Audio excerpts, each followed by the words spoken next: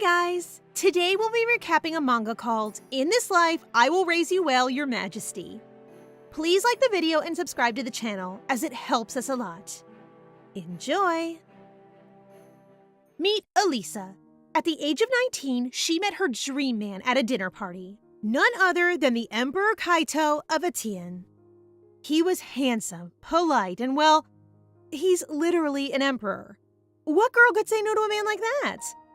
At the age of 22, Elisa had his first child, but by that time, their relationship had soured. That gorgeous Prince Charming didn't even come and visit her after she gave birth. What a skis! Poor Elisa realized a little too late that what Kaito wanted was someone who could become a great wizard. He wasn't really interested in her, just her magical potential. So when she had a child, she became useless to him because she gave up her magic to give birth. Having given up on her marriage, Elisa decided to name her child Leon and dedicate her life to him. But by the time she reached 26, sweet baby Leon had almost died. Twice! Jeez, this girl really can't catch a break, can she? Elisa and Leon were surrounded by enemies in the palace looking to take them out. She had to be very strict with her child to ensure they both survived. When she turned 32, there was a kingdom war in which the crown prince perished, causing heartbreak to young Leon, who saw him as a brother. He blamed his mother for not trying to save him. You see, she had gained her magic back thanks to a contract forged with the fire spirit Ignis. With her new power, Elisa took many lives and finally turned into the villain the world had been trying to make her all these years. She achieved her life's goal by putting her son on the throne, but the day it was finally his, Leon poisoned himself. You'd think a son would be grateful that their mother basically handed them a straight shot at ultimate power, but hey, their story has been pretty messed up so far. I guess it only makes sense that it would end in such a hardcore way. After losing her son, Elisa gave into the abyss. When she heard her son calling in the distance, she woke up to find that she'd gone back in time to when Leon was just 5 years old. He seems scared of his mother. I mean, it's not hard to tell why, given what we just saw of his childhood. He's probably expecting her to come back twice as strict, but Elisa's memory of his death is fresh in her mind. She's not about to make the same mistake twice. She tells her son to do whatever he wants. No matter what kind of person he grows up to become, she will love him more than anyone. Aw, that would be so sweet if I wasn't still processing that super metal death scene. Realizing she's been given another chance, Elisa wants to raise her son right this time. Preparations are being made for his 6th birthday party, an important opportunity for them to cement his status as a prince. In her last life, Leon's party was a mess. At the hands of her rival Queen Isabel, it turned into a fiasco where no one showed up. This time around, she's determined not to let anything get in the way. Although it looks like it might be harder than she thought. Even now, Leon's tutor is undoing all her hard work by telling him his mother's kindness was all just a test to check how dedicated he was to becoming prince. Wow, why is everyone so manipulative? No wonder this kid grew up with so much trauma. The next day, the Empress Elisa walks in on her son's lessons to find his tutor berating him. She's yelling all sorts of horrible things about how he'll never be crowned prince and how his mother is just a concubine. I can't wait until she realizes who's been listening at the door. Ooh, you're in trouble now. The Empress is not happy. She shoves the tutor on the floor and tells her to get out, threatening to punish her later. Once they're alone, Leon apologizes for acting so pathetic. Clearly, he's embarrassed about crying, so his mother tries to cheer him up by admitting that she used to drink her own pee? What the heck? I don't know if you needed to go that far, bestie. Anyway, it kind of works, probably because Leon is so disgusted that he stops crying. Elisa apologizes for putting him in that position and tucks him into bed. Her son's governess was a well-known teacher, but she's crossed the line this time. She asks one of the maids to fetch the tutor, but she's nowhere to be found. The Empress gets suspicious and calls the guards to Leon's room immediately. It turns out she's right to be suspicious, because when Leon wakes up, his tutor is by his bedside, apologizing and offering him a drink. Although, I think we all know it's not water in that glass. Run, Empress! Your son is in danger! While the guards are on their way, Elisa tries to summon Ignis, the fire spirit whose contract is bound with her soul. For some reason, since coming back to the past, he never answers her summons, so for the time being, she is powerless. And it's not a great time to be lacking magic, considering she clearly still has enemies. Seeking answers, she heads to the magic ministry to communicate with someone who can help. But while reaching out to her own teacher, she suddenly remembers something from her past life. At the time of her son's 6th birthday, there was an assassination attempt by poison. In the end, it was all pinned on a newly hired maid, but the one to point the finger was Leon's tutor. Can you see where this is going? When Elisa connects the dots, she sprints back to her son's room to find him beside his governess, holding the glass she gave him. She immediately snatches it from his hands and turns on the tutor. The jig is up when Elisa drops a silver pin inside the glass and it changes color. Just water, was it? Nice try, you evil witch. The guards arrive just in time to carry her away. Before she disappears, Elisa asks the tutor who ordered her to take her son's life. In classic villain fashion, she only responds that she couldn't handle the truth, even if she did tell. Well, that's infuriatingly vague. Thank you, madam. Now exit stage left. Now the danger is averted, we get a chance to go back and see what Elisa spoke about with her teacher. They have a strange kind of relationship. He teaches her magic, and in return, he gets to take credit for the magic formulas she creates. You see, the magic system in the Atean Empire is a little complicated. They have 3 demon towers, each with their own master.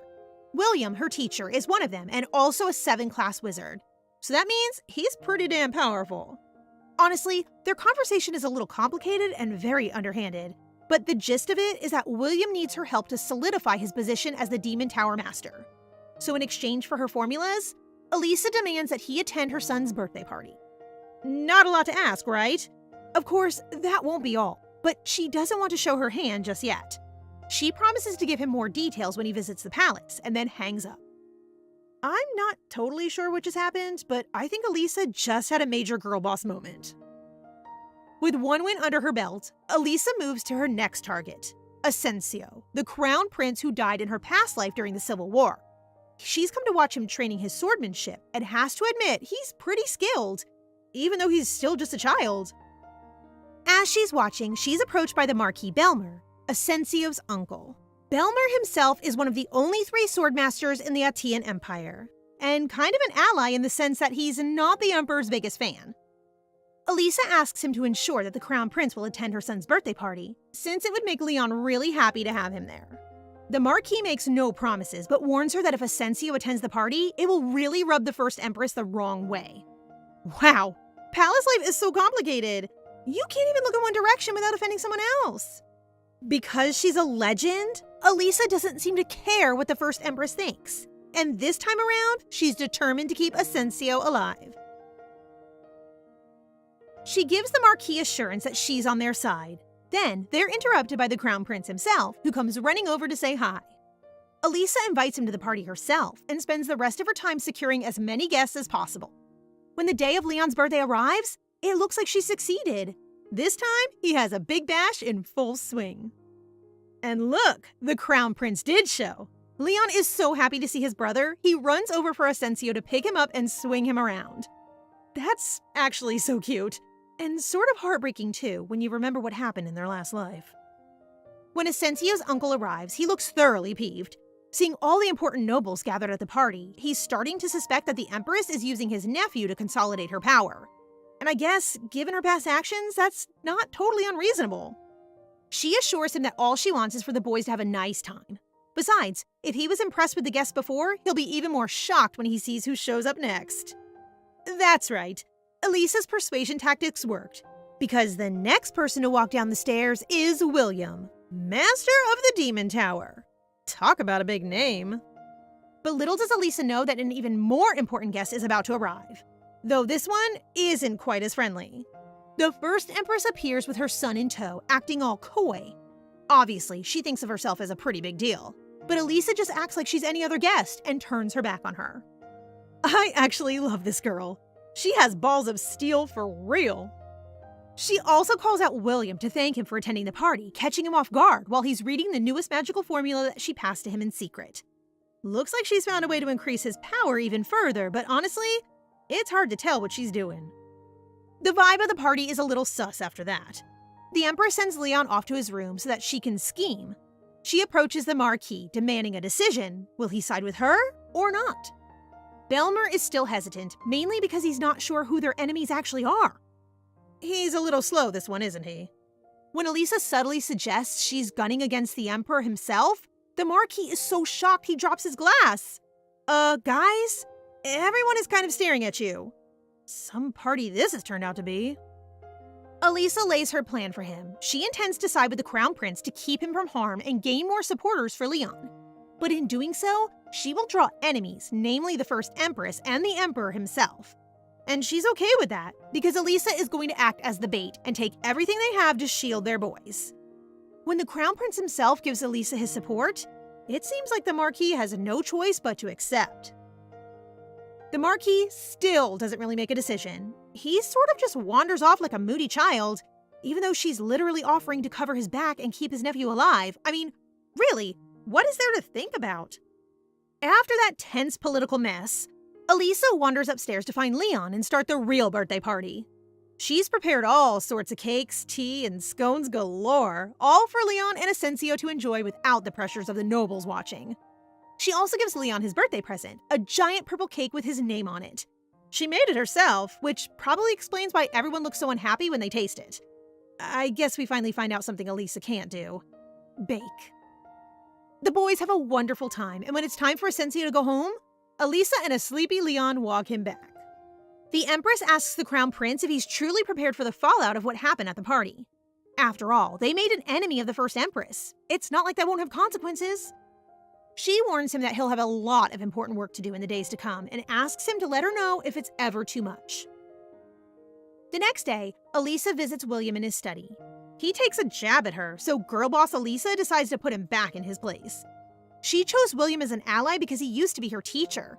But due to her connections, she'll soon be in touch with another of the three towers. That means she doesn't really need him. He needs her. She's the one who keeps feeding him these high-level magical formulas anyway. She's about to hand him another, but withholds it until he promises to protect the Crown Prince and little Leon. This time, Elisa has really pushed the boat out. She's literally invented a whole new theory of magic. See, this is why I can forgive her for being a terrible baker, because she's basically the Einstein of magic.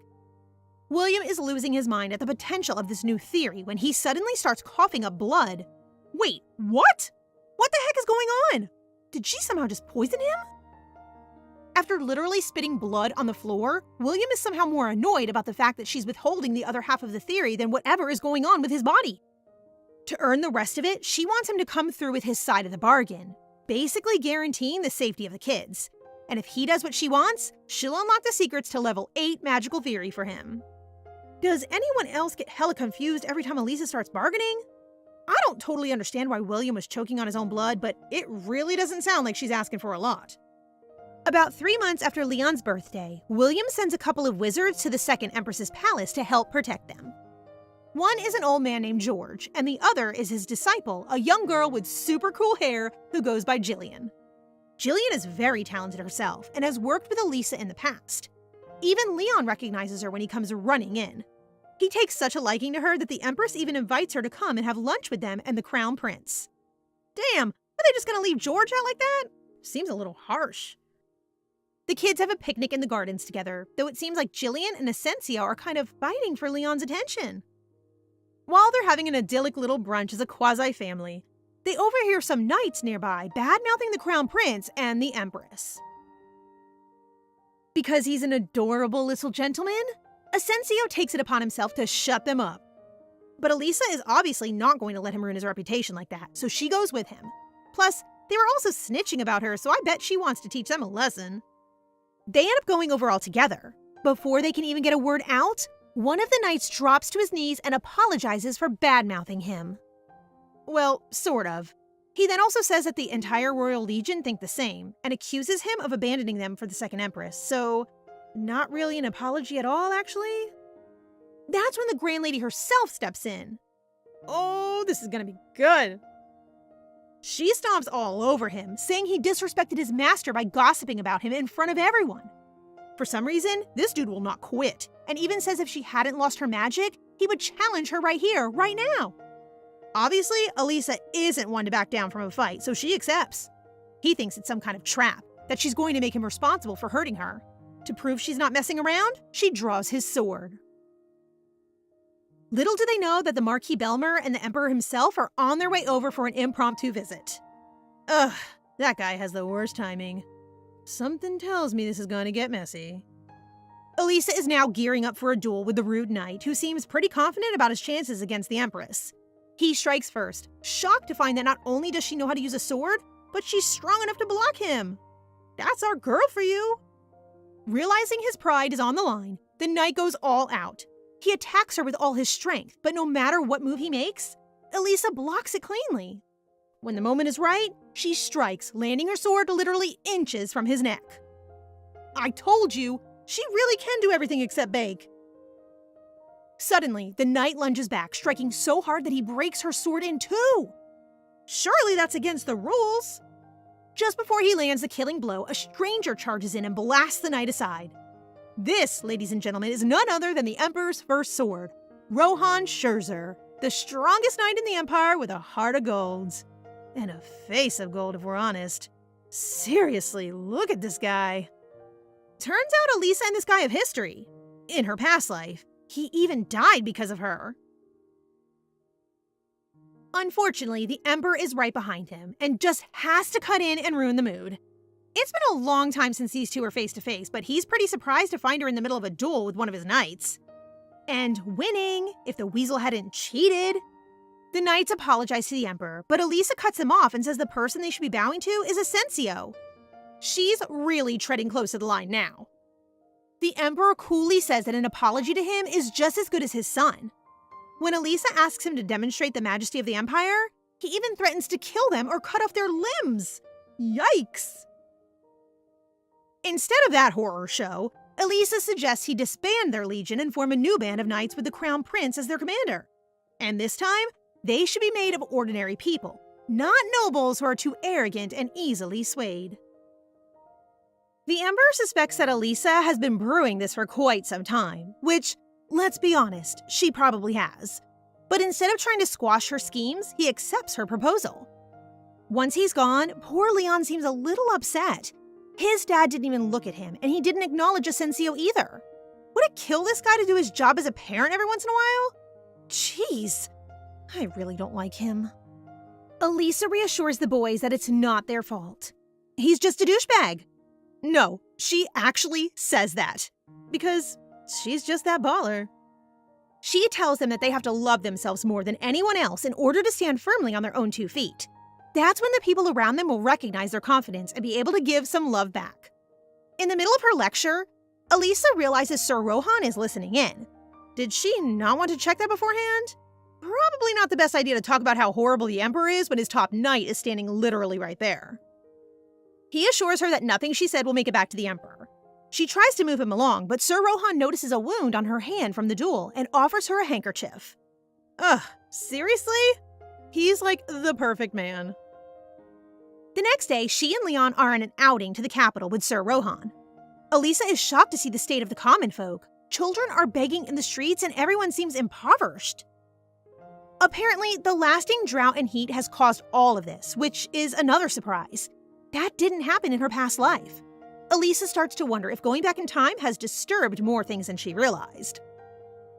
Leon seems upset to witness all the poor children in the streets, so Elisa encourages him to come up with ways to use his power to change their circumstances. Which is sweet and all, but couldn't they just hand over some cash right now? They're literally the Emperor's family. I'm pretty sure they could afford to drop a coin or two. Eventually, the trio arrive at their destination, the bodyguard barracks, where Elisa hopes to secure her new force of guards for the Crown Prince. They enter to find a load of rowdy bodyguards drinking wine and arm wrestling in the mess hall. Sir Rohan seems hesitant, but Elisa isn't put off, although she does warn them that anyone who makes explicit comments in front of the third prince may lose their head, and that shuts them up pretty quickly. Elisa invites the soldiers to make a deal, but their captain, Dale Filion, seems hesitant to trust them. Sometime in the past, he's been ridiculed and treated cruelly by the Empire, so he probably doesn't have much reason to go along with her plans. In her past life, Elisa met Dale the year after Asensio's passing. After spending 10 years as an underappreciated bodyguard, Elisa found him and turned him into her loyal servant. As a reward, she made him the Marquis Joheim, though he was more often referred to as the dog of Elisa, the Witch of Fire. In this life, of course, she doesn't get that cool title because she doesn't have her magic anymore. So the best way to bring the Guardians to her side is through this initiative with the Crown Prince. But Dale makes some valid points. The Crown Prince already has a companion in Marquis Belmer, so why should these bodyguards accept such a meaningless position? Elisa assures him that she knows their potential and would allow them to prove their dedication in a way they haven't before. Plus, they would have the backing of the Second Empress, which is nothing to sniff at. She offers them a brighter future, where they will be appreciated and valued for their skills. Who could say no to that? Besides, it doesn't look like their current living situation is exactly high class. Because Dale isn't an idiot, he kneels immediately before her and almost has a sword thrown through his neck. It seems Sir Rohan thought the guard was trying to mock Her Majesty and didn't take kindly to it. Okay, serious question. How has Elisa not fallen for this guy already? So he kneels in front of Leon instead, who promises to reward his loyalty if the guards serve him well. When Dale kisses his hands, the deal is sealed. Soon, they will be the Knights of the Crown Prince Ascensio, and Elisa will have yet another weapon in her arsenal. Not bad, huh? On the way back to the palace, their carriage wheel gets stuck in a groove in the road, and of course, Mr. Perfect is there in a heartbeat to check if the Empress and her prince are unharmed. It's going to take at least an hour to repair, so they head out for a walk through the town market. Some barbecue skewers catch Leon's eye, so his mom gives him some money to go buy a few and bring them back. He ends up practically buying out the entire stall. Obviously, he bought one for the Empress and Sir Rohan, but he's also figured out a way to help the street kids from before. He puts all his skewers in a bag and heads over to the kids, laying out the skewers on a placemat for them. But I guess starving children don't have the luxury of manners. The first few to get some run off and bump straight into a young girl who drops hers on the ground. Sweet Leon calls out to offer her another, but from out of nowhere, a dark figure grabs him. The second Elisa notices this, she is right on their tail. And Sir Rohan isn't far behind either. It turns out there's a whole group of them. He corners 3 men wearing black and slashes them in one hit like the hero he is. The leaders are still in front though, and they're the ones who have Leon. They hurry the boy away and leave a few behind to keep him occupied. Rohan is torn. If he runs after the prince, then Elisa will be in danger, but the further they get, the harder they will be to find. Thinking fast, he digs up a load of pebbles and flings them at his enemies, landing a few solid kicks to get them on the ground. Now that Elisa is safe, he can run after Leon. While investigating the crumpled bodies, she recognizes one of their weapons and grabs it. One of the thugs tries to take it from her, but a quick boot to the hand stops him in his tracks. Ouch! Take that as a lesson, buddy. This Empress is not to be messed with. And I mean that literally, because the moment she has the sword, Elisa stabs one of the thugs on the ground and runs another through. Soon, Rohan returns with Leon safe in his arms. She cries out with joy at seeing her son, but in the second it takes to distract her, one of the thugs rears up behind her.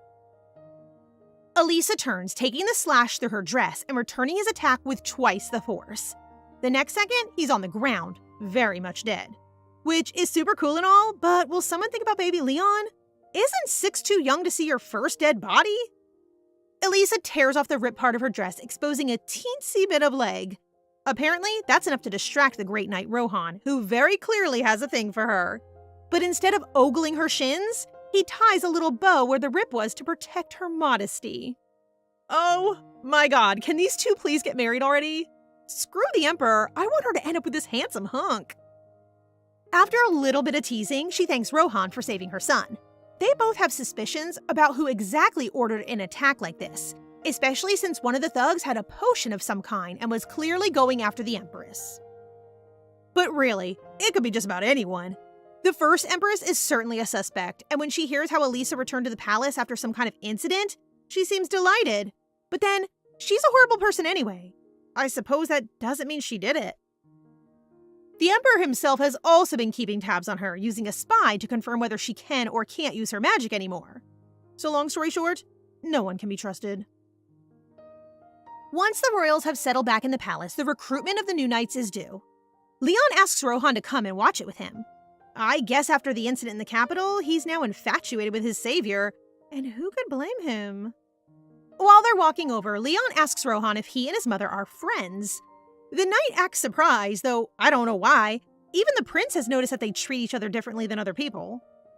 When they reach the recruitment center, they find Dale and the bodyguards doing badly.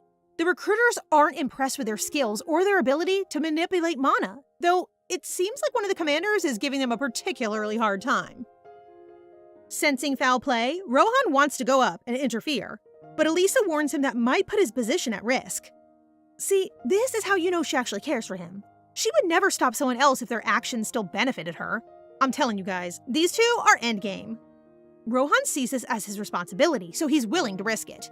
And just like his job, he comes in swinging. He accuses the commander of discriminating based on their background and steps in to test the trainees himself. Oof. Now, remember, Rohan, you have to go easy. Not everyone is as crazy strong as you. He goes head-to-head with Dale, who is quickly exhausted trying to keep up with the Emperor's first knight. But he lasts way longer than any of the palace knights, which is a real testament to his skill. Begrudgingly, the commanding officers agree to approve their abilities and report back to the Emperor. Elisa thanks Rohan for stepping in and invites him to tea. Rohan tries to refuse. After all, he's probably very busy with all his responsibilities. But one look at Leon's shining face and he's a goner. Who could refuse a kid that cute? They sit down with a picnic blanket and some snacks in the palace ground, chatting together like a little family. After a while, both Leon and the Empress fall asleep, and when they wake up, Rohan is gone. Instead, they have the Crown Prince for company, who invites them to have a look at the new second knights. Asensio seems really excited and pleased with his new soldiers, so by the end of the day, Elisa is satisfied that things are continuing to go as planned. But without her magic, the Empress doesn't feel prepared to truly protect the children. Using a pair of rubies from her jewelry box, she tries to summon a spirit to her aid. It looks dangerous, definitely too risky for someone with no magic to attempt.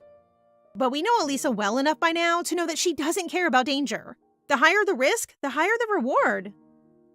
She ends up passing out and losing a lot of blood. Mary the maid found her lying still on the floor the next morning, and though they tried their best to keep it quiet, the rumor quickly spread. But it wasn't all for nothing. To her own surprise, Elisa ends up connecting with a low-level water spirit named Undine. It's a total flip from her last life, where her soul was most compatible with Ignis, a fire spirit. They managed to form a contract, but since the Empress fainted soon after, she can't remember the details. Now, why do I feel like that's going to come back to bite her in the butt? Based on the little figure that appears in her teacup, I have to say that Undine seems kind of sweet, even though she's not super helpful. Though that makes sense. The amount of power one draws from summoning a spirit is appropriate to both their own mana and the value of the gem. Since the Empress doesn't have much magical energy and was only using rubies, she wasn't likely to conjure a high-level spirit anyway. But I guess that cute little water sprite is better than nothing.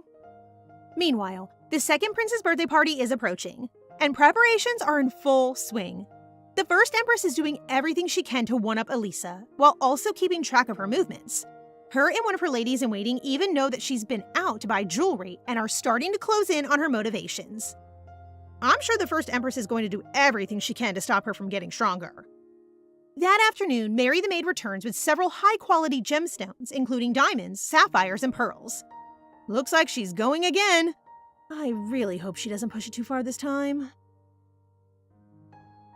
We don't get to see how it turned out at first, because it's time for the second prince's birthday party. The Empress has spared no expense and is showered with compliments by her many fancy guests. A little after the party starts, Elisa, Leon, and Asensio arrive, so things can't have gone too bad with the summoning after all. The first Empress is up to her usual tricks almost immediately, thanking the Crown Prince for his attendance while almost totally ignoring Elisa and her son. Asensio warns Elisa not to let her guard down. The moment they stepped inside, the first Empress saw them as her prey. But like a total boss, she reminds him that the hunt works both ways. The Empress is just as much their prey as they are hers. In which case, they might as well relax. It is a party after all. Though for Elisa, the real fun is all about humiliating other nobles. When a group of aristocrats try to embarrass her by mentioning a very expensive brand of wine, she turns around and corrects their ignorances. No amount of teasing can make up for genuine class, of which the Empress has plenty. I only hope someone has some aloe vera for that third-degree burn.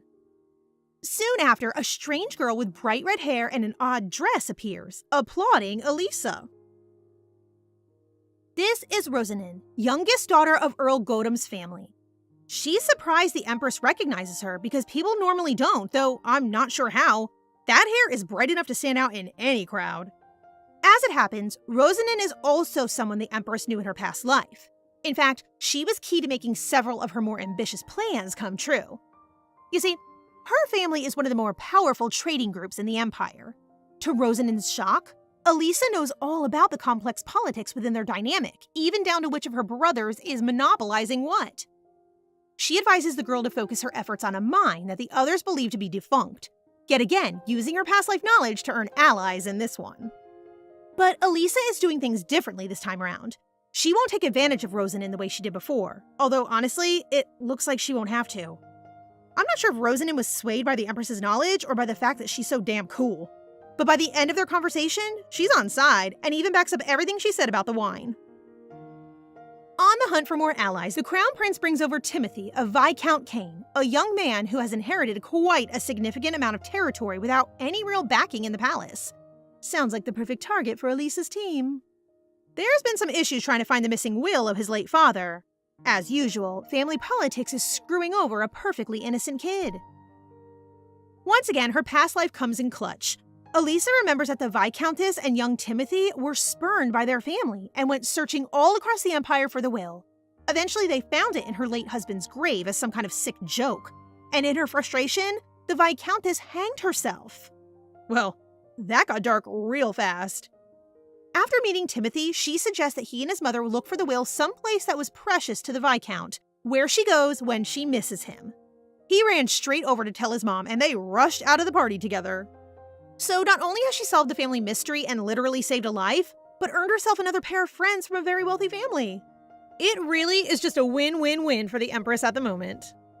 The Crown Prince comments on her endless knowledge, which at this point is surely getting a bit suspicious. But she just tells him someday he'll understand, when he's old and wrinkly and sat on the throne himself. Isn't that just the classic adult response to a curious kid? You'll get it when you're older. It doesn't seem to annoy Asensio as much as it used to annoy me. Instead, the three of them smile while thinking of their future together. Just then, the Emperor suddenly makes his appearance. The Empress rushes over to greet him, pleased with herself as usual. You see, the Emperor doesn't attend events that aren't obligatory, and especially doesn't show up at birthday parties, so it's quite a big deal for him to turn up today. It's like showing his preference for Isabel and the second prince over all his other sons. Not willing to sit by and be shown up, Elisa brings her boys over to greet him. She's surprised to find both Rohan and Marquis Belmer at his side, but the Emperor calls a start to the banquet before anyone can talk. While he and the First Empress take the dance floor, Asensio was called over by a young girl in tears. Wait, is the Crown Prince a little heartbreaker? What's happening here? Actually, this little girl is one of the candidates for his future wife as chosen by the First Empress. So you already know she's not to be trusted. Asensio runs off to deal with his girl trouble while Rohan and Elisa take the floor. Little Leon, the matchmaker, practically forced them to dance together, for which I'm very grateful. Thanks to him, we get to see the two of them holding hands.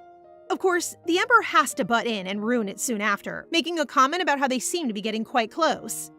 Yeah, and it's none of your business, so just leave them to their romance already. While they're all distracted with the party, a maid sneaks into Elisa's room to steal from her jewelry, especially the diamond box. How much do you want to bet that has something to do with Empress Isabel? Meanwhile, Elisa and Sir Rohan are ballsy enough to hold hands in front of the Emperor. So he tries to assert dominance over his wife by taking notice of her lovely ruby earrings. Elisa doesn't take kindly to him touching her, so she brushes him away.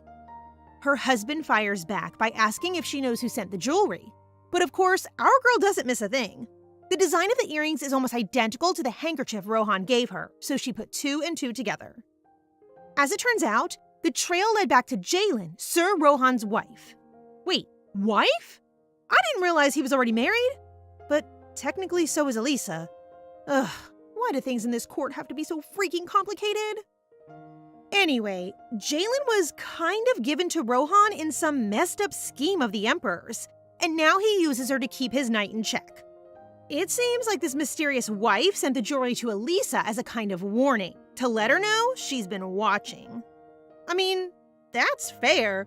If my gorgeous knightly husband had been following someone as gorgeous as Elisa, I think I'd be threatened too. The Emperor suggests they stop provoking Jalen and dance with their actual spouses instead. Even though I'm pretty sure he just said that to show off to Rohan, Elisa can't refuse. But as she takes his hand, someone screams at the first empress across the room. It's one of Elisa's own maids. She's holding one of the pieces sent to her, trying to make it look like she stole the necklace from the first empress. Well, that's hardly a surprise. That whole setup was fishy to begin with. It was only a matter of time. Elisa asks them to provide proof that it definitely belongs to Isabel. So she opens the box, at which point Elisa literally flicks her on the forehead and snatches the necklace. Wow. I didn't know we were resorting to playground tactics, but okay. The first empress tries to grab it, but in the scramble, the necklace falls and shatters to 100 pieces on the floor. Which is pretty surprising since diamonds don't shatter that easy. Elisa quickly turns the situation on its head, accusing Isabel of trying to set her up in front of everyone. Obviously, she tries to pin it on the maid instead, who tries to save her own hide by announcing to the entire ballroom that the second empress has been summoning demons. Which, firstly, not true. And secondly, if you're gonna go down with some dignity, babe. This is not a good look. She goes on this whole speech about how the second empress's palace is getting all freaky, and it must be the result of corrupt wizardry and demons. Even the emperor and empress look pretty doubtful, but Elisa doesn't try to deny it. Instead, she offers the terrified guests a chance to see this famous demon who has been terrorizing her maid. She uses her magic to show off a little, stunning the guests who are watching and catching the little water spirit in her hand. It flies over to give Leon a little bump on his nose too, which is adorable. I mean, look at that thing. Does that look like a demon to you? The second prince is having none of it. He storms over and tries to grab the spirit, causing a small explosion. Somewhere in the commotion, the emperor picks her up, though I have no idea why. He seems to find the whole situation kind of funny. At least he isn't mad, I guess. But he does take her earrings off, promising to give her some better ones instead. Meanwhile, the first empress is watching on, clearly furious, which gets Elisa thinking. Is she being used as bait? Is the emperor just humoring her to keep his other wife in check? It's not yet clear. One thing that is clear is that Elisa is super popular after proving her magical prowess at the party. People stop paying so much attention to Isabel and start showering Elisa with gifts. She's also received a visit from two big fans of hers, the Viscountess Kane and her son Timothy. Her tips were exactly what they needed to secure the will of her late husband, so she's come to give her thanks. And she has spared no expense. She just brought a whole load of gorgeous jewelry. I wish people thanked me that way, bringing me a bucket of priceless gems every time I did them a favor. That'd be nice. Anyway, Leon and Timothy are getting along just as well as their mothers. The boys come rushing in and ask to see Undine again. So Elisa summons her and demonstrates her abilities by conjuring some jets for the boys to play in. That night, while she's tucking him into bed, Leon tells his mom how much he enjoyed today, and Elisa sings him to sleep with a lullaby. What a perfect image of mother and son. This would never have happened in her past life. The next day, the emperor and some of his advisors are meeting in the throne room, and they don't seem quite as happy as the others to hear the news of the empress's new spirit friend. Partly because they don't believe she's really capable of summoning a spirit. And perfect timing, Elisa walks into the throne room right then, bowing in front of her husband. Apparently, she wrote a letter yesterday explaining that her new spirit could help the empire, and she's been summoned to explain how. So the second empress explains the water spirits are generally pretty gentle. They're able to draw water to their user from a great distance, but that depends on the spirit's grade. Undine is fairly low level, so she's not especially powerful. But because she can detect water from some distance away, it would make Elisa able to map out the waterways flowing beneath their empire. In times of drought, this would be incredibly useful. They could redirect underground tributaries and literally save lives. She's always thinking, our girl. The nobles seem hesitant to believe that this is even possible. The brother of the first empress, Raymond, is especially critical, because of course he is. She points out that the western part of their empire is suffering greatly because of drought. So what do they have to lose by trusting her? She turns to the emperor for aid, and surprisingly, he's actually on her side for once and tells her to lead the way. After the council meeting, the two of them head to the gardens for a walk, where he commends Elisa on the way she handled the nobles.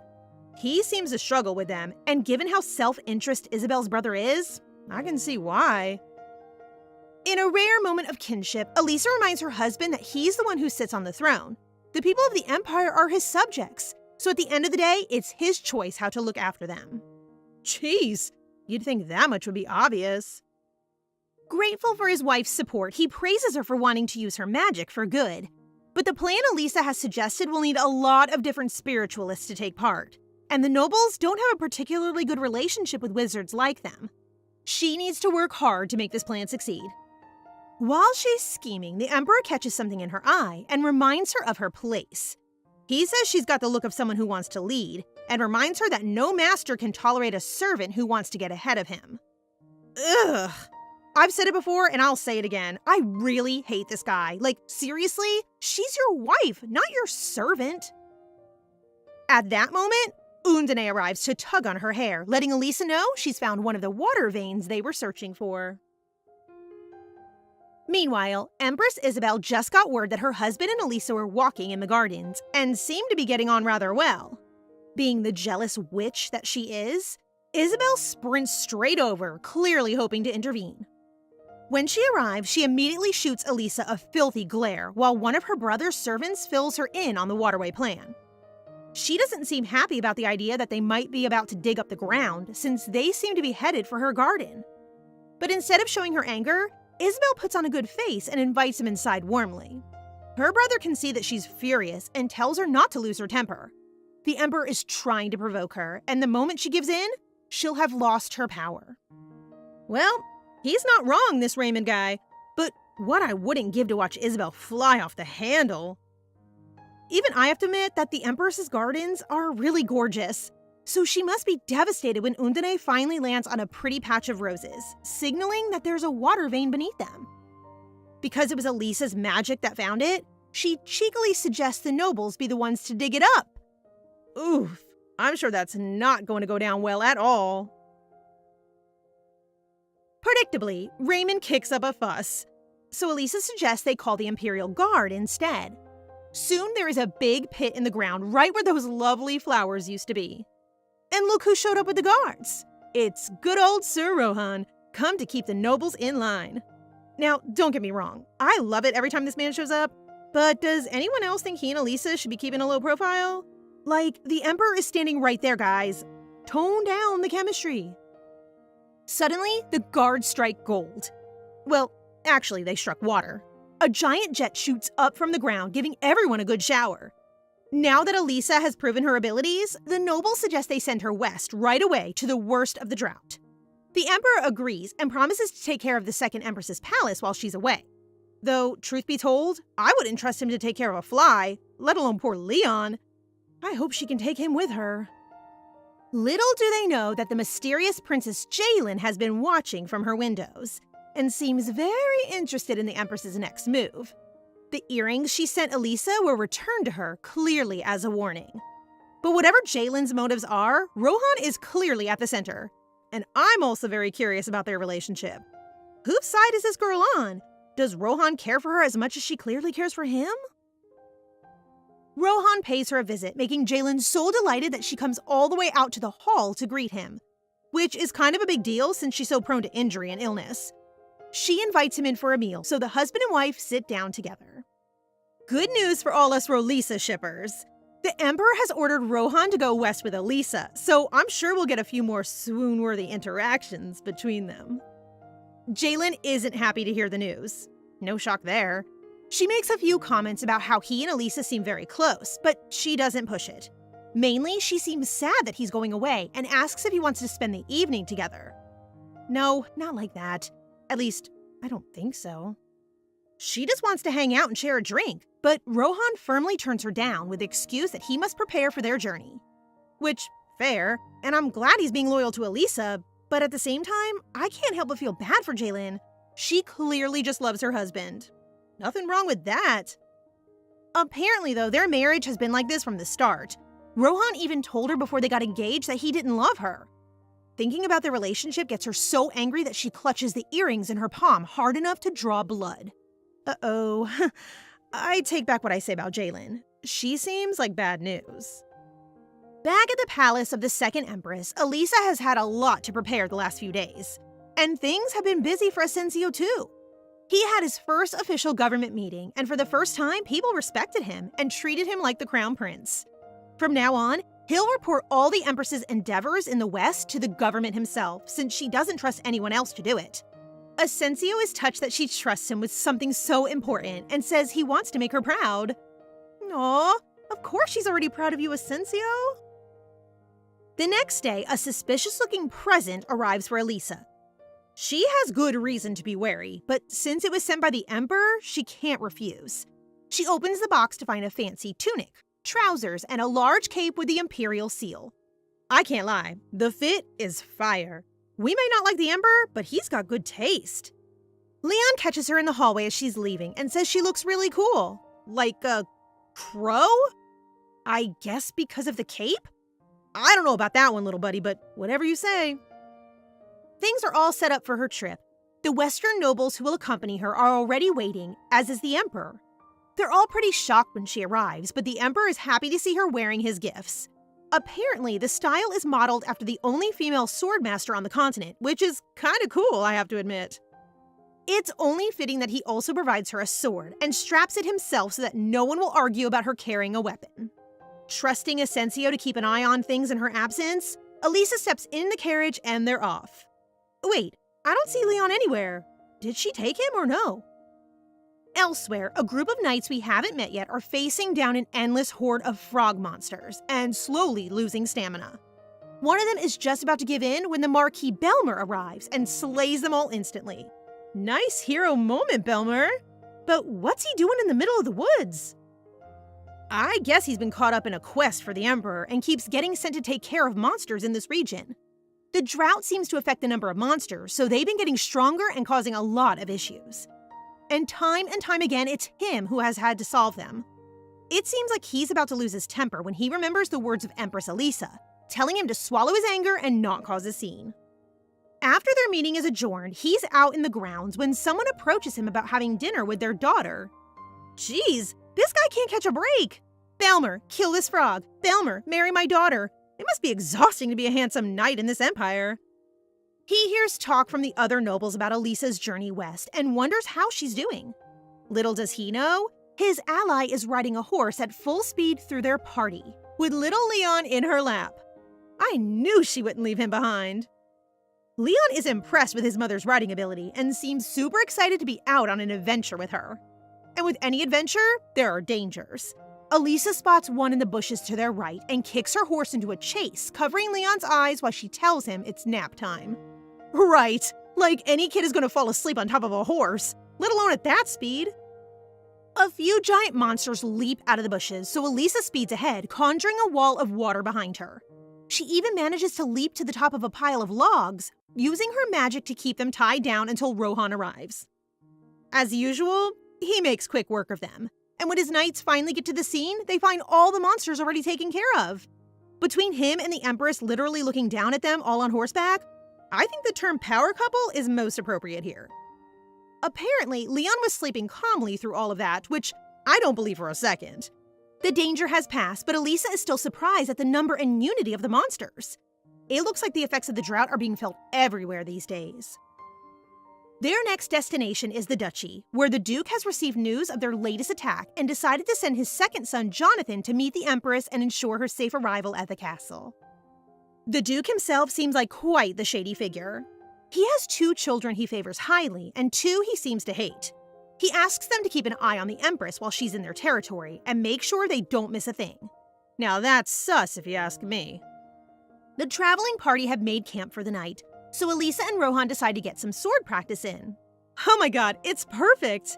A little duel is exactly the romantic tension we need to get a confession out of Rohan. Although Rohan is skilled, it's Elisa who comes out on top, and even tells him not to go easy on her in the future. So, no confession, but one heck of a hot moment right there. That evening by the campfire, Leon and Elisa are having a little heart-to-heart when suddenly Jonathan, son of the Duke, arrives at camp. He introduces himself and explains that he came to meet them because he heard about the attack. It seems he and Elisa have already met, And from her past life, she remembers that this guy will grow up to become the Devil of the West. Whatever that means. I mean, he can't be good, can he, with a name like that? They get moving as a unit in the morning while Jonathan's elder brother Patrick and his sister Anne are making a plot to cement their own positions in the family with the arrival of the Empress. When she arrives, the Duke's daughter is all gracious and sweet. Little do they know, they're dealing with Miss Elisa, who doesn't take crap from anyone. She's also very good at sniffing out those who are untrustworthy. Maybe that's why she kicks up a fuss when they arrive. She claims to take offense that the Duke didn't come out and meet them himself, especially since the prince third in line to the throne is with them. Unimpressed by the elder siblings, Leon runs right over to the rejects, namely the younger daughter and her youngest brother. He tries to make friends with the kid, and even borrows some of his mother's magic to try and play with him. This is why Leon will always be my favorite character. He's just so pure. The adults sit down to formally greet one another while the kids head off to play. The Duke's youngest daughter watches on with surprise as her little brother Benjamin quickly warms to Leon. After her meeting, Elisa drops in to check on her son and slumps on the couch for a nap. The daughter is surprised to see an empress acting so informal. She's even more surprised when Elisa starts sniffing her cloak, offering it to Leon to ask if it smells. Well, they have been on the road for quite some time. It's no surprise if she's a bit stinky. The daughter offers to wash the cloak, for which Elisa is very grateful. Honestly, she kind of just treats her like any other person, but clearly this kindness is so rare for the girl that she's inspired to help even more. She agrees to take the entire outfit so that she can mend and wash it for her. Which is sweet and all, but I mean, is someone gonna get my girl Elisa something to change into? Later that evening, the Duke's house are gathering for dinner, including the Duke's eldest daughter, Anne. The other noble ladies seem eager to shower her with compliments and basically just kiss her butt. There's a rumor going around that the Empress will not be attending because she would rather hang out with the Duke's daughter-in-law than attend dinner with the rest of the nobles. They assume that Elisa and the girl are getting on so well because they're in similar positions, at the outer edge of a noble family, heavily disliked and nowhere near in line to the throne. Which may be true, but it's not something you want to be saying loud enough for Elisa to hear when she walks in seconds later. That's right, ladies. You've really done it now. The others are pretty embarrassed, but Anne the bully doesn't seem fazed at all. So Elisa asks her straight up if she has anything to say, while the whole ballroom is totally silent. This is what we love her for. Go get him, Elisa!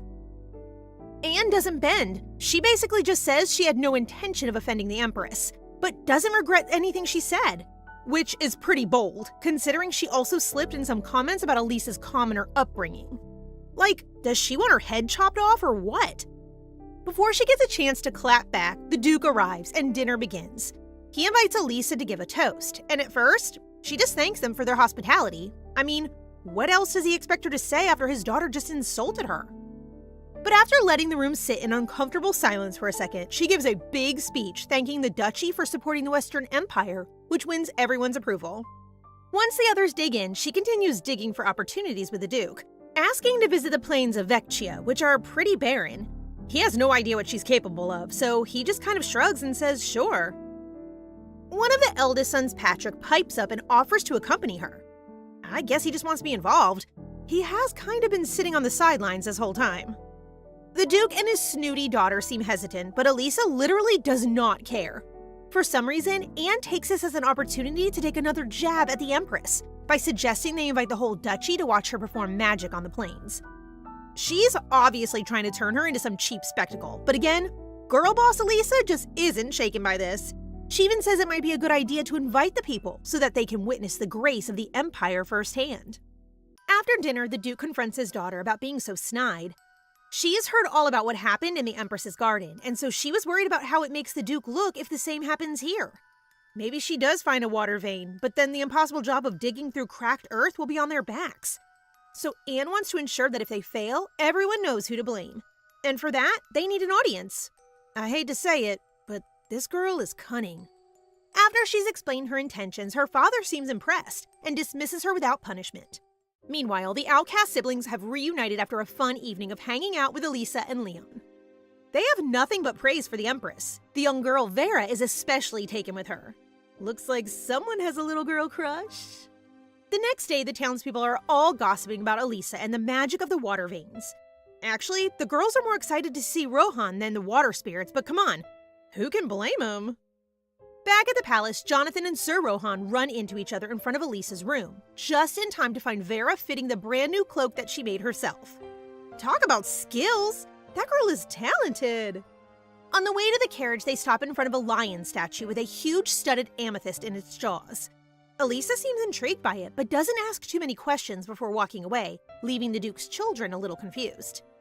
Once they're on the road, Leon and his new playmate Benjamin are having fun the way kids do, staring out the window.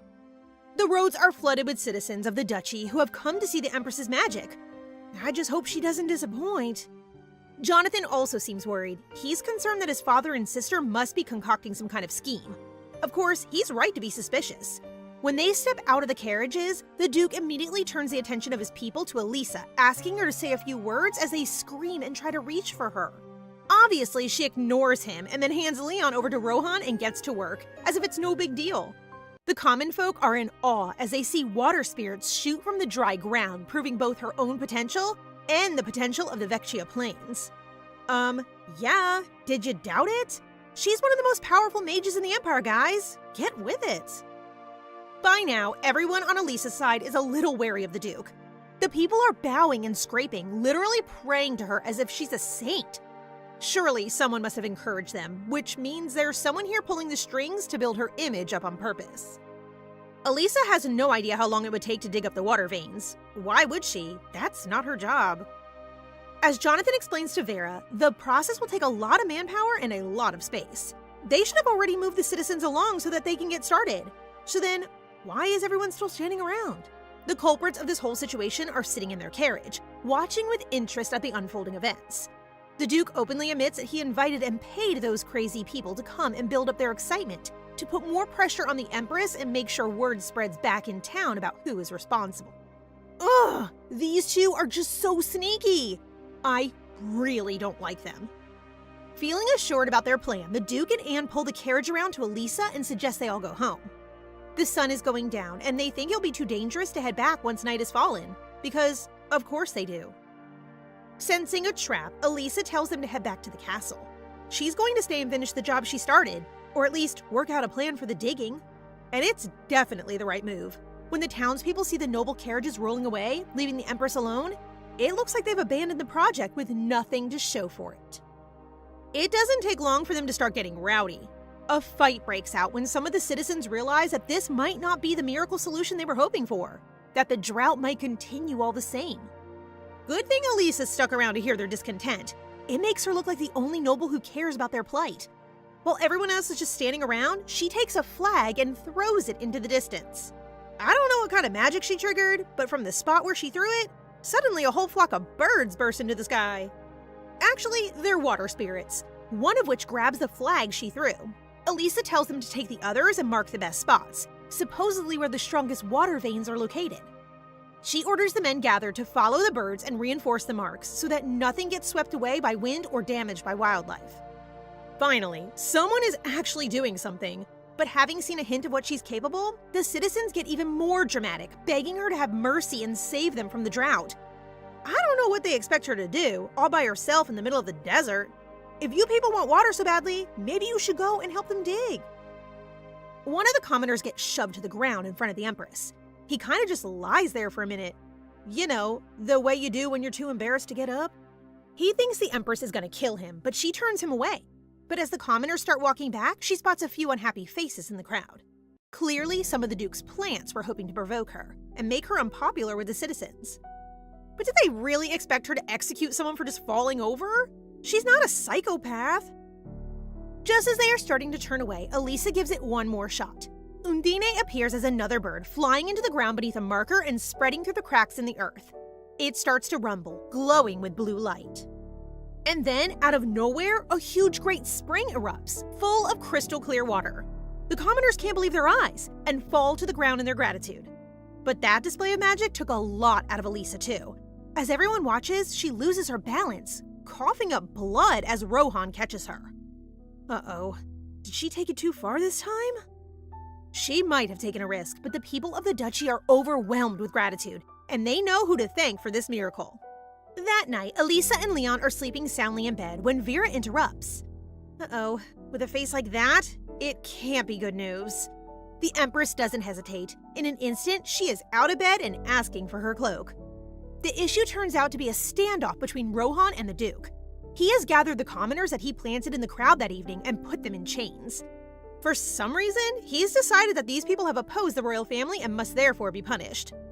I really don't know how he's got to that conclusion, but since one of them is the guy who got pushed in front of Elisa, this is clearly another one of his schemes.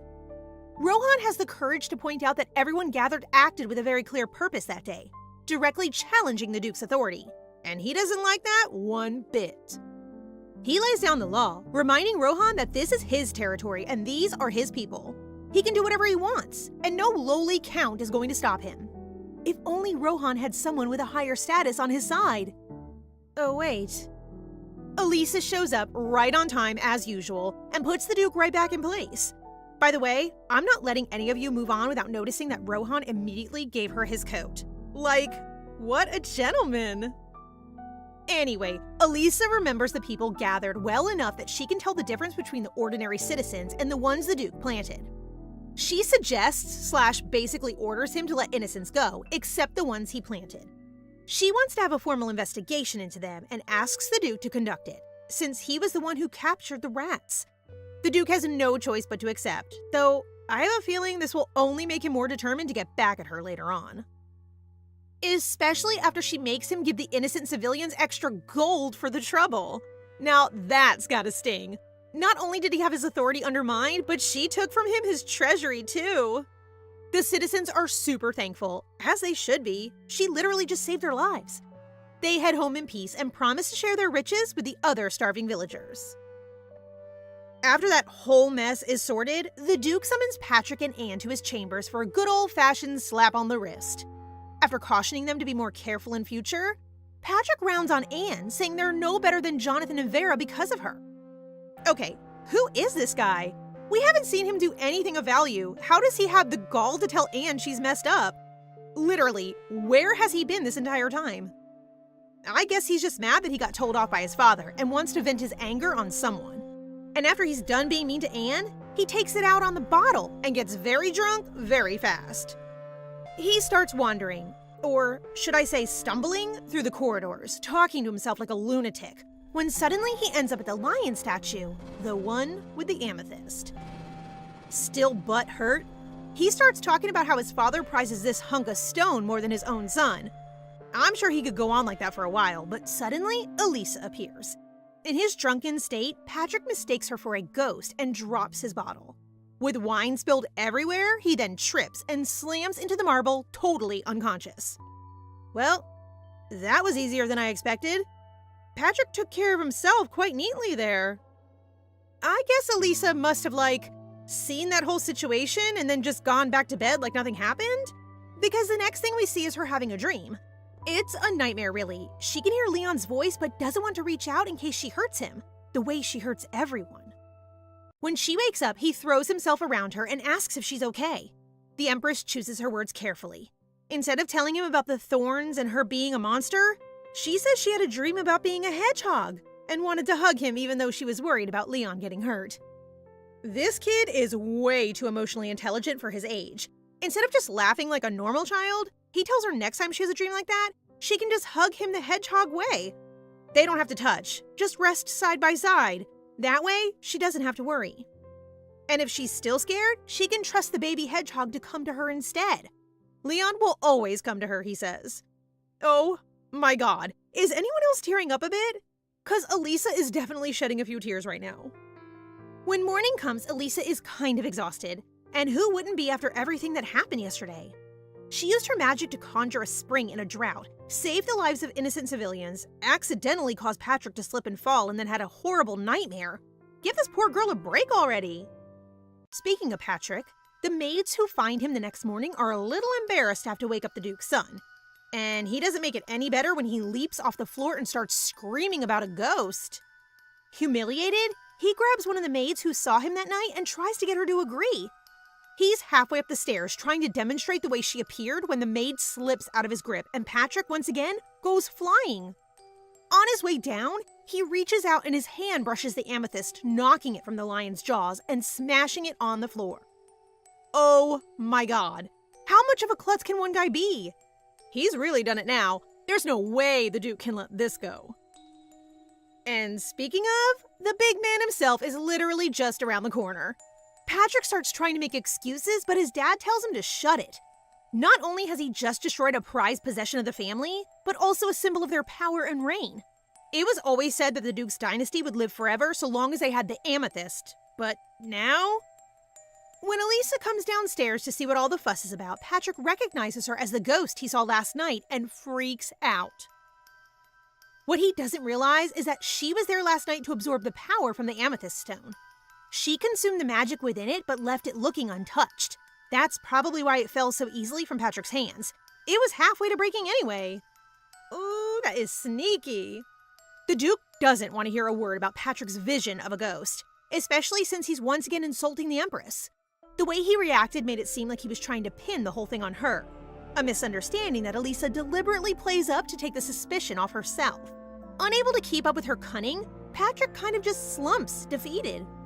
All the nobles are watching on, gossiping about his idiocy and probably how embarrassing it is for the Duke to have a son like him. 'Cause it kind of is, to be honest. Elisa threatens to leave at once, acting more insulted than she probably is. Suddenly, a load of guards storm in and announce that the Duke's people are flocking to the mansion to see her, to thank her for the miracle she performed yesterday. Ah, right on time as usual. What a good way to remind the Duke who's really in charge. Rohan appears by her side and says she should show them her face, at least. Strangely, although Elisa wanted to ensure the support of the local people, she doesn't like the idea of them worshipping her and doesn't want to take advantage of their gratitude. Rohan tries to assure her that she's only feeling uncomfortable, and the people just want to see that she's safe and looked after. The Duke, of course, is quick to tell her that she doesn't have to do anything she doesn't want to. Obviously. It doesn't look good for him if his own people are more obsessed with the Empress than him.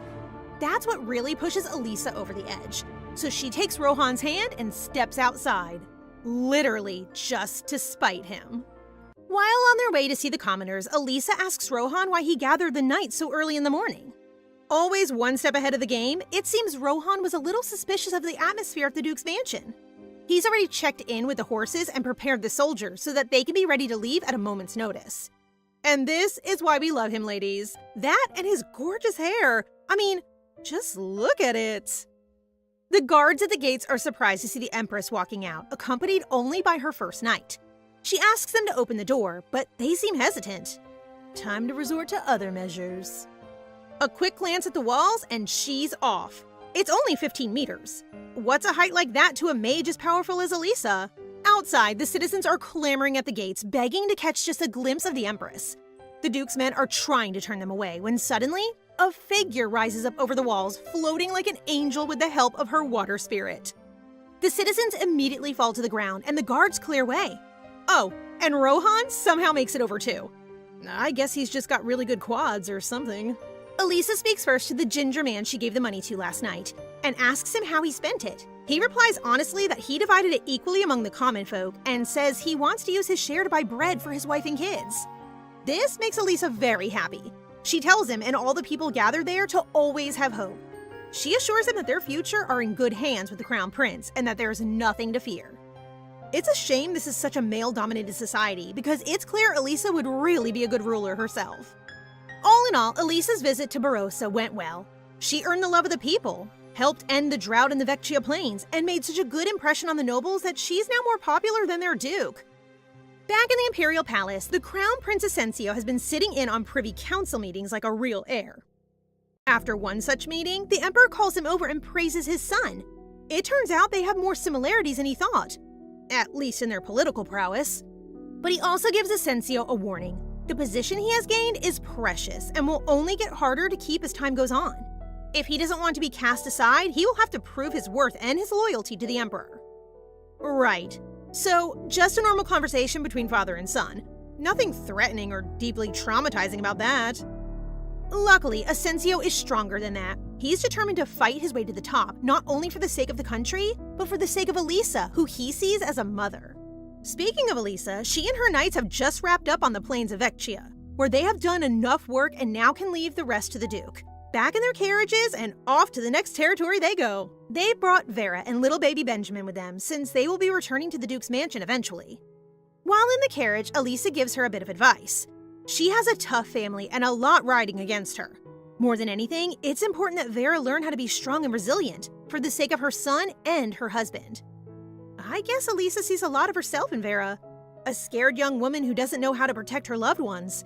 In her past life, Vera and Jonathan died a very suspicious death, which contributed to Benjamin becoming the vicious character he grew up to be. Hopefully this time, with Elisa's help, he won't fulfill that destiny. Though honestly, I still can't imagine a kid as sweet as Benjamin going evil. He's just too tiny. After Elisa finished her next mission in the plains, Vera, Jonathan, and Benjamin returned to the side of the Duke. Leon was very sad to part with his playmate, but I don't think he should worry. Something tells me that won't be the last time we see those three. The next location is one of the smallest noble houses in the Barren West Territory, the House Schwefel. They border a kingdom called Kron and a desert, so you can see why they call it barren. There are a lot of tribes operating in the neighboring desert, and most of the area is pretty lawless. Although the Schwefel House governs their territory well, it's pretty obvious that Elisa isn't safe here. The ruling family themselves are also pretty stressed out, as you would imagine in a territory as troubled as this. So they're not exactly over the moon when the second empress shows up on their doorstep. If anything goes wrong, or she gets hurt in any way, they'll be finished. When she arrives, Elisa is greeted by Baron Schwefel, his daughter Trisha, and his wife. Trisha seems to be the classic stereotype of a stuck-up daughter, and even dares grumble about the empress taking over their home right in front of her. Bestie, do you want to lose your head? On her way to her room, Elisa takes the opportunity to put the girl back in her place, reminding her that the literal empress is in her home, and she should keep her mouth shut if she values her life. It's pretty safe to say, Trisha gets the message after that. Later that evening, they sit down for dinner to discuss the strategy over the next coming days. It is obvious almost immediately that the Baron isn't going to be any help. He's been such a charity case for so long that he has no idea how to run his territory. He's literally just a baby in a big chair. While the men discuss other matters, Elisa excuses herself and her son and head back to their room. Rohan follows them, and Trisha practically leaps out of her seat to talk to him. She yells a slightly aggressive suggestion for Rohan to explore the town with her. Unfortunately, Elisa is right there and takes that to be an invitation for them all to go together, which is definitely not what Trisha was hoping for. Soon, the awkward foursome arrive at the town market. It's all very exciting for little Leon, but Trisha is fuming. Literally. She comes up with a plan to separate Elisa and Rohan, which mainly just involves leading them in circles, and then throwing herself at a passing carriage. Okay, what the heck? Is she hoping Rohan will dive in front of it to save her? This girl is insane. Because of her stupidity, the carriage driver swerves and nearly hits Leon. Elisa grabs him just in time, but of course now Rohan comes over to check they're okay. All while stupid Trisha is lying in the street looking like an idiot. Since she can't stop making a fool of herself, Elisa sends the girl back to the carriages first.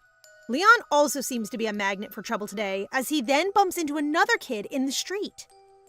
As usual, he has enough manners to apologize, but the little boy rejects it and runs back to his father instead. Poor Elisa watches on with a heavy heart as she sees Leon yearning for a dad of his own. If only he wasn't born to the evil, horrible emperor, maybe he'd have someone like that too. During all of this, Trisha completely ignored her order to wait in the carriages and has been quietly scheming a way to get closer to Rohan. You can see why. Not only is he a handsome and honorable man, he's a captain of the First Order and a close advisor to the emperor. Anyone would want a piece of him. I just don't understand why a girl like Trisha thinks she has a shot. Especially when she can see how close he is with the empress and her son. I mean, Leon literally said he wanted Rohan to be his father, for crying out loud. Can't she see there's no space for her? That evening, while the others are resting in their rooms, Trisha seems to be having some kind of meltdown in hers. She's muttering to herself like a lunatic when Adam, the Baron's right-hand man, walks in and sees the mess. He tells her off for taking things too far today, but in a weird twist, he then encourages her anger against the Empress. He points out how Elisa must have known what she was up to and completely ignored her, like she didn't matter. So why not take out her anger on the Empress? I'll give you 3 reasons why not. Value your life. Oh my god, why does everyone want to mess with Elisa? This can only end horribly, and we all know it. While Trisha is planning her next bout of idiocy, the Empress's people are riding out to the next location to try and find another water vein. The Baron himself has fallen ill, so he stays home while his knights were tasked with planting the flags to mark the water veins. I hope his knights aren't as useless as him, because otherwise this is going to be a long, old mission. The other issue is that this region has been known for monster attacks, so not only is Elisa in danger, but there's a chance they won't be able to defend the water veins once they find them. Either way, there's work to do. The whole point of coming here in the first place was to help the people who are struggling, something that Elisa is very passionate about, despite seeming cold-hearted most of the time. They decide to keep working until sundown. Then, they'll rest at a nearby lodging arranged by the Baron and leave in the morning. Once they arrive at the lodging, they find quite the feast set out for dinner. Trisha seems pretty unimpressed with it, though. Wait, why is Trisha here? Shouldn't she be back at the Baron's house throwing another tantrum? I have a bad feeling about this. Elisa and Leon finish their food quickly and head upstairs for a bath. It's kind of awkward since there are two kids standing by just kind of watching. One of them literally just swallows slightly loudly and drops to his knees to beg forgiveness. Jeez, why is everyone in this world so dramatic? The kid explains that he hasn't drank water in such a long time that his throat has become parched. That's why he made a weird noise. And when Leon, who is literally playing in a bathtub full of water, hears that, well, it's no surprise he feels a little guilty. Can we get this kid a glass of water or something so he can stop swallowing so loudly? Big brain Leon does exactly that. He spots a cup nearby and brings it over, but in the end, the boy just starts drinking from the buckets. Leon offers the other kid a glass too, but she refuses. The thirsty boy has suddenly perked up again and gives Leon a big wide smile as thanks for his generosity. Leon even tells him to take another bucket home for his family, but then the kid goes a step further and asks for his bath water. Okay dude, chill out. When Leon protests, the kid says it's not dirty because it was the prince who washed in it, and how could someone so noble be unclean? Yeah, I don't know where you went to school, buddy, but that's really not how it works. When he sees that he made the prince uncomfortable, he immediately starts crying and apologizing again. Poor Leon has no idea what to do, so Elisa comes over to reassure him that he did nothing wrong. After all, he's a prince. It's okay if he takes a bath every now and again, and it's not his fault this empire seems to be in a constant state of drought and famine. Instead of giving over his literal bathwater, Elisa suggests her son do something only he is capable of, using his position and power as second in line to the throne. She gives him total freedom to assess the situation himself and promises to agree to whatever solution he comes up with. While Leon is kind of freaking out at the sudden power, the other kid kneels down in front of him and starts saying how sorry she is that they've put the prince in such an uncomfortable position. Oh, would you guys get over it already? Do you want the water or not? In the end, Leon does what any good ruler would do and decides to listen first. He extends a hand to the kneeling child and asks them what they want. I'm not exactly sure what they requested, but in the end, Elisa goes to visit a rundown village with the child by her side. The local children are too afraid to come out and hide behind wooden shacks while their parents fall to the floor the moment Elisa lifts her hood. I don't know about you guys, but I think this whole eternal gratitude thing would get dull pretty fast if I were Empress. The child wants her to find a water vein in their village. Even a tiny drop of water would be enough, muddy or clean. These people are too desperate to care. Oof, that's tough. Of course, Elisa's magic is powerful, so it's not like it's impossible. The problem is that water is so scarce that setting up a vein here could make this town a target for raiders or evil noblemen who want it for themselves. Elisa, being the girl boss that she is, would probably have said no. But with little Leon and his giant puppy eyes staring up at her, that is simply not an option. So instead, she says she'll think about it. Once she's in the village, the residents emerge with every tool they can find, eager to help even if it means they collapse. And they probably will. I don't think any of these people understand just how hard it is to dig all the way down to a water vein. Luckily, Elisa has more power now than ever before. After absorbing the power of the Duke's amethyst, Undine is excitable and eager to get to work. So, begrudgingly, the Empress gets down and presses her palm against the ground, searching for the presence of water. It doesn't take long, but now she needs to draw it up. To make sure the earth doesn't crumble around them, she'll need to reinforce the area and make a path for the current to flow. Good thing they've got a well right there in the center of town. It's a lot of effort, even for a mage of her skill, but she gives it her best shot, and before they know what's happened, the well has been filled. Not enough for any authorities to come snooping, but enough to let them bathe and drink for a few days. And to give the people extra protection, she decides to take the little boy on as Leon's servant. That way, no one will mess with the villagers. She is a clever girl, our Elisa. While the Empress has been doing good deeds and saving lives, Trisha has been up to even more mischief. She somehow acquired a vial of a very suspicious-looking liquid. I mean, nothing good comes in purple, does it? That's the most classic shade of poison I could think of. It was clearly intended for the Empress, but Trisha didn't get a chance to use it. While she's talking to herself like a maniac again, Adam returns to her room. It was him who supplied her the poison and suggested she use it on Elisa. Whoa! These two are in serious trouble when Rohan finds out. I'm talking heads rolling on the floor kind of trouble. This is not your standard fatal poison. It's made of crushed up insect eggs, and when the solution is poured on Elisa's clothes, it will make insects flock to her and attack her. Ew! That is so gross. They're meant to be riding in a carriage together, but the next morning, Trisha finds Elisa atop a horse instead.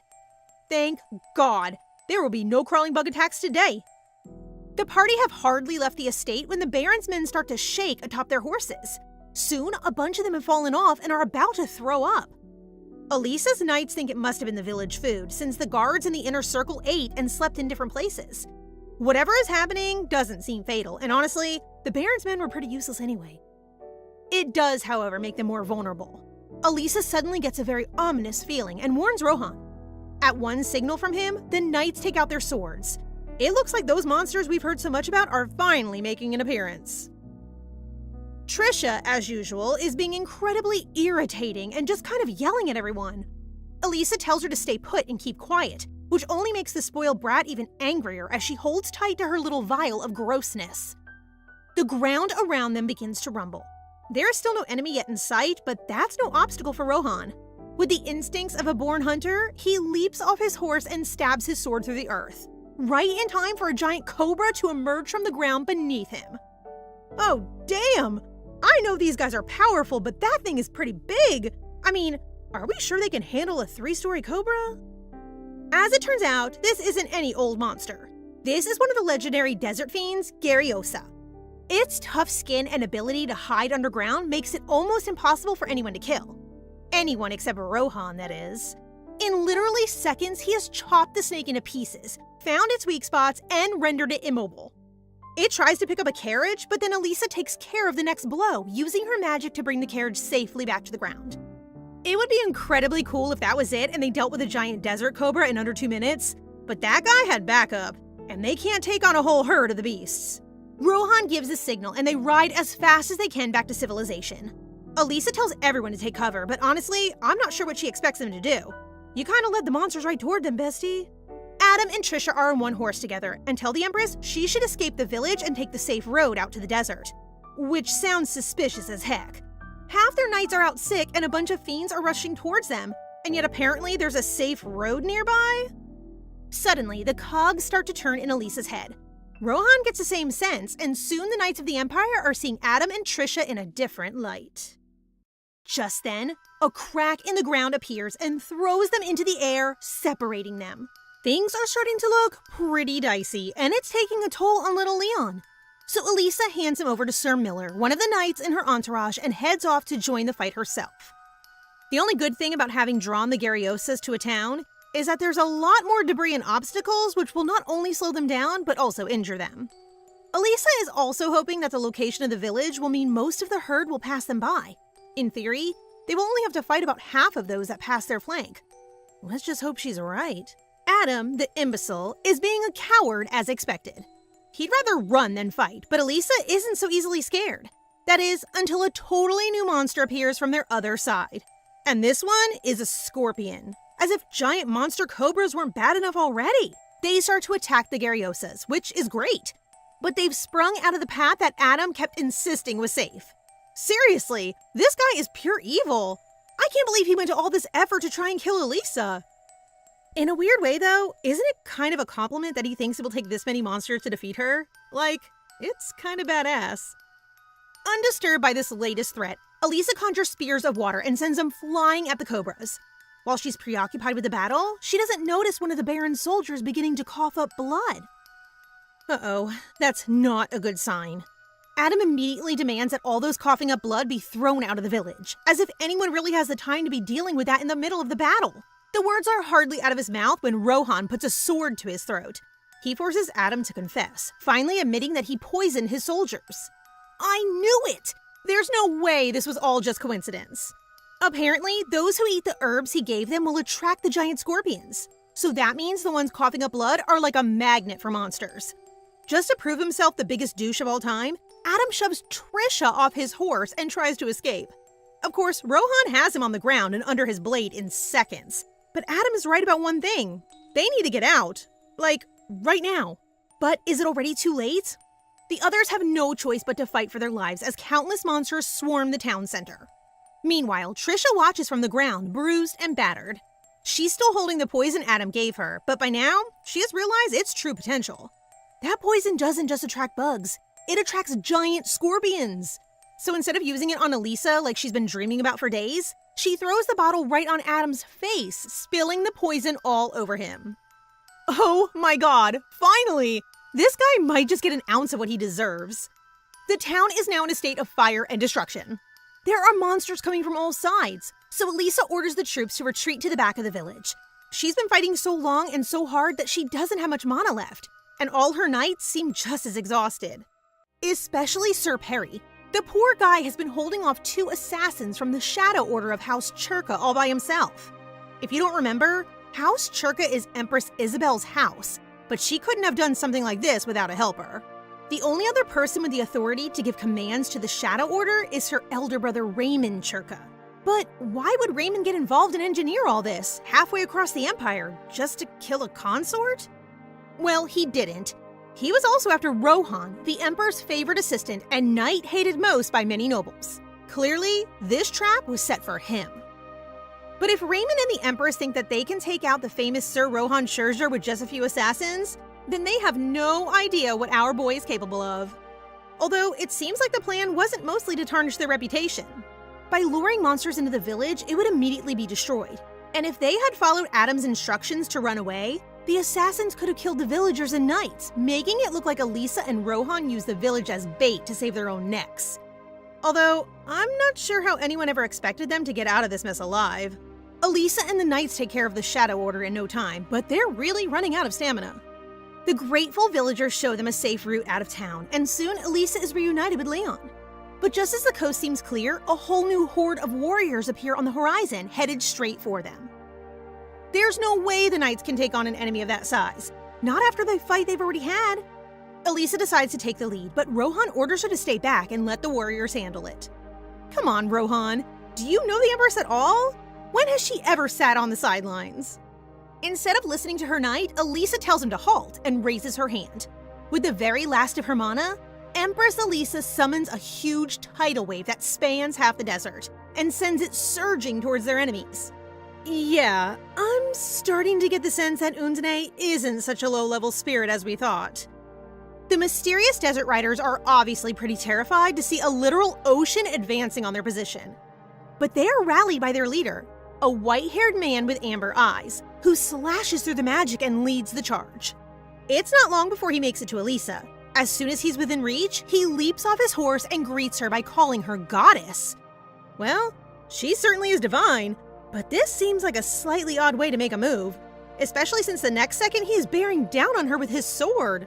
Elisa's magic is way overextended by now. Her defense cracks, and then it's just the two of them. Rohan is only seconds behind, but curiously, the desert leader didn't attack Elisa when he had the chance. Maybe he really does think she's a goddess? Rohan and the leader, whose name is Shamir, do the dance of steel while the other tribesmen wait behind the wall of water, stalling until Elisa's magic runs out. Quickly analyzing the situation, the Empress interrupts their fight. She tells Rohan to go with the others and protect Leon. Clearly, these people are after her and they don't want her dead. So the only way anyone can get out of this alive is if she distracts them. Rohan doesn't want to leave her alone, of course, because he's a gentleman, but also madly in love with her, if you ask me. But he can see the logic in her strategy, so he follows her orders, throwing her a pearl pendant before he does. He says she must return that to him herself, and if she doesn't come back soon, he'll come looking. See? I told you! Madly in love with this guy. The next moment she's gone, riding through the desert with Shamir and his tribe close behind.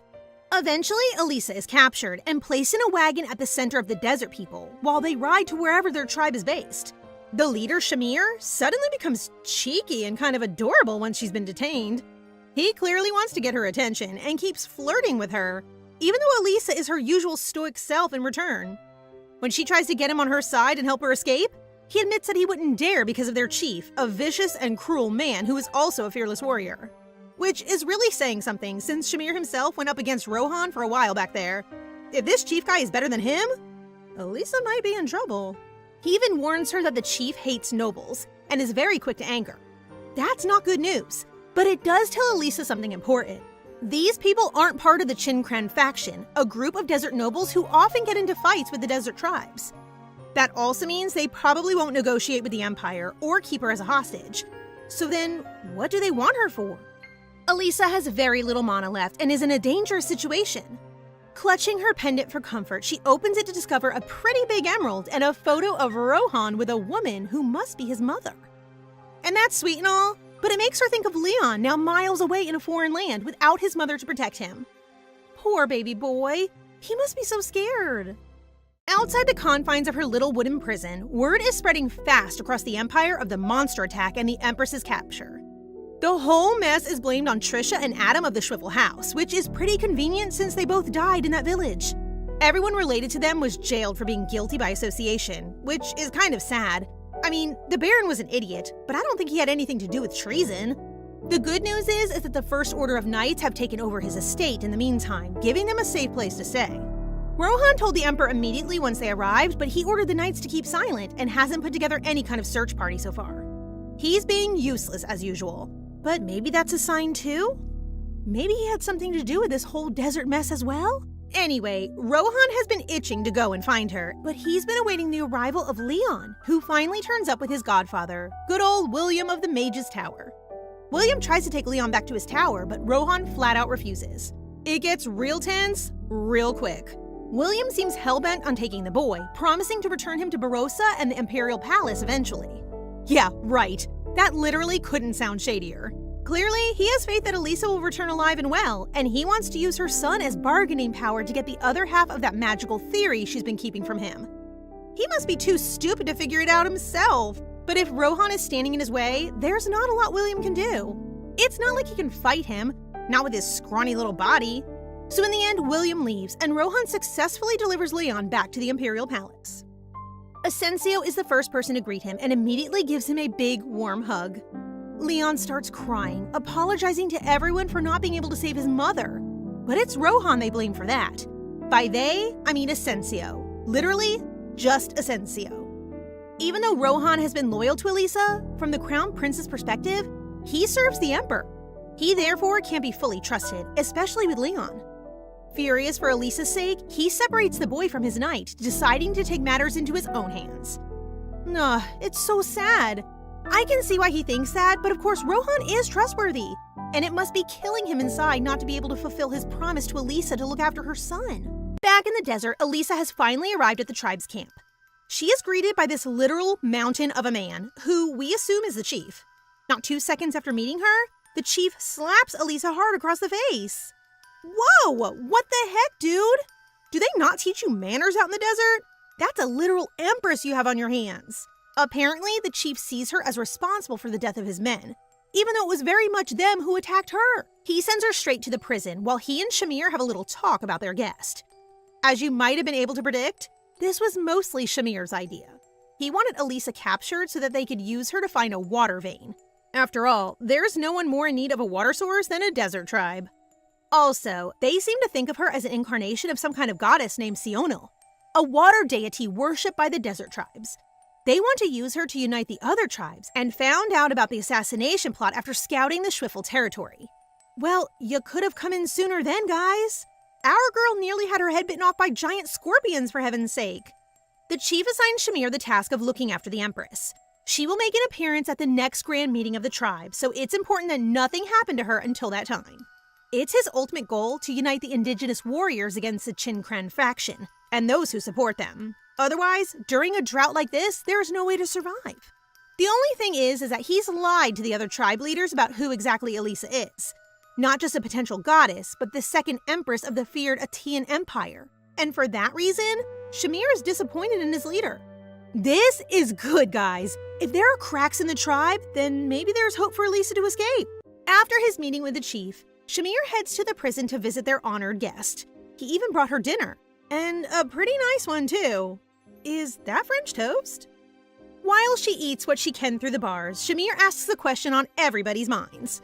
Why hasn't the Emperor come looking for her? If he does, then Shamir will have to follow orders and stage her death, throwing a corpse near the territory of their enemies, the Cran Kingdom. Elisa guesses his plan before he's even said anything. She's just that smart. Since she's broken the ice, Shamir decides to be brutally honest and give her some advice. Their chief wants her to settle down and become his pawn, his very own water goddess. If she continues to be defiant, there's no guarantee they'll keep her alive, so he suggests she play along and not do anything stupid. Which is crazy. If this guy really knew anything about the Empress, he'd know that she has a young son she can't abandon. What mother would hear that and just put her feet up chilling in the desert? Elisa refuses his offer and sends him off. I have a feeling he might not be so nice the next time they cross paths. Back at the Imperial Palace, the Emperor has finally been doing something about the kidnapping and attempted assassination of his second wife. That Raymond Churka has been apprehended, and though he denies sending the Shadow Order after Elisa, the Emperor isn't buying it. He's also investigating the tribes of the Western Desert and trying to figure out which nobles would have any motive to harm the second Empress. As usual, it looks like Kaito would rather pull strings from his throne than actually get involved himself. While he's having fun playing God, Lord Blemmer has been inquiring again and again about Elisa, offering to form the search party himself. He doesn't realize that the Emperor is deliberately holding back on looking for her because he's using this opportunity to tighten his grip on the Western nobles. Always looking for an advantage, this guy. And I bet he won't lift a finger until it suits him. Contrary to expectations, Shamir does continue to visit Elisa and is just as friendly and excitable every time. Before long, the grand meeting comes around and Shamir disappears for a while. When he next visits, he seems to have made up his mind. Instead of teasing the Empress, he cuts through the bars of her cell, offering his hand and hopefully a way home. But who knows if we can trust this guy? While they're escaping, he mentions that he has finally taken his life into his own hands and ditched his master. But Elisa points out that if that were true, surely the chief would be expecting a breakout. The camp also seems a little too quiet, given the grand meeting is the next day. So the Empress doesn't trust her savior one bit. And for good reason. Shamir knows this as well as she does, but I guess he must know the best way to earn her trust is just to prove himself. So he brushes her suspicion off and leads the way past camp, into the start of the desert. While he is leading the way, Elisa catches sight of an archer in the distance. With reflexes as fast as lightning, she uses her magic to push Shamir to the ground, barely out of reach of the archers. They're completely surrounded. The best thing they can do is move and hopefully get out of sight. But once they reach the bottom of the slope, they're confronted with the rest of the tribe, and even some indigenous warriors too. And leading the charge is the chief, who had clearly set this all up a long time ago. Apparently, Shamir isn't as slick as he thinks. They're once again stuck in a similar predicament. Without even blinking, Elisa offers herself up as bait, again, so that Shamir has a chance to get away. Okay, bestie, I know you're a good person and all, but now is not the time. Think of little Leon. The whole reason you're separated in the first place is because you did this before. Shamir is touched by her actions and promises to return for her. So Elisa throws herself off the cliff, and the chief dives straight after her. He catches her in the air, but Elisa is already conjuring herself a path to safety. The other tribes below catch sight of her magic and immediately start whispering about her being the reincarnated goddess. Despite the audience, the chief grabs her by the neck and throws her to his guards, warning them to keep a lookout for Shamir. Well, that might have been the shortest escape mission in history. So much for chivalry. Elisa is taken inside the tent to prepare for the grand meeting. She's hoping for some jewelry to help recharge her mana, but they deliberately give her only gold, which is of no use to her. Outside, the tribes are already voting Chief Iran into the position of Grand Chief, covering all the desert communities. Soon after, Elisa is brought in on the edge of a sword. He makes a big spectacle of introducing her, promising his new subjects that she will make flowers bloom across the desert. Dude, she might be powerful, but she can't do the impossible. Lower your expectations, buddy. The chief also announces that he will have a child with her. Incredibly gross and also impossible. And that child will become king of the desert. Talk about delusion. This guy is on another level. So guys, what do you think of this story so far? Please subscribe and turn on notifications for updates on this and all our other stories, so you can be the first to find out when they're out. Thank you so much for your support. See you in the next one!